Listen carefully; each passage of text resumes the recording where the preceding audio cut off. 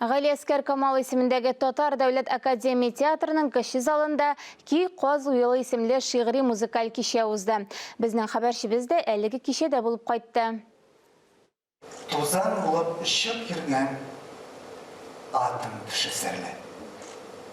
Әлеге кичәдә дөнья, тормыш серләренә кызыксыну уятырлык фикерләр салынган иде. Бер сәгатьлек программа шигъриятне төптән аңлаган тамашачыга сизелми дә үтеп китә. Кичәдә классик һәм заман шигърият әсәрләре яңгырады. Репертуардагы әсәрләр актерның күңеленә якын. Автор фикердәшләре белән күрешәсе килде.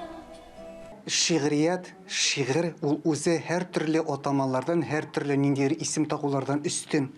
Шуңа күрә мин ниндидер атама белән исем тагып аны атасам кичәне сызландыру кебек тоелды миңа.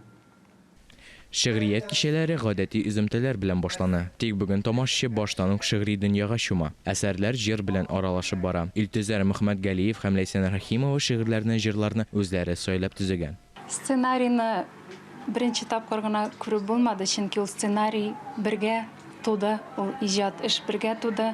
Илтезәр белән бергә эшләдек аның өстендә. Шуңа күрә шигырьләр генә, җырлар гына түгел, бу гармония турында, матурлык турында бераз сөйләшеп алу, ниндидер бүлешү, үз уй фикерләрең белән һәм тамашачылар белән, ичке тойгылары белән менә алар бергә шунда менә тәңгәл килсә, шушы уйларыбыз, карашларыбыз ул бик шат булыр иде, бик уңышлы булыр иде дип өметләнеп калабыз, Алла бирсә. Шигърият кешене тетрәндерергә, күңелне җылытырга тиеш. Әлеге кичә үз эшен үти.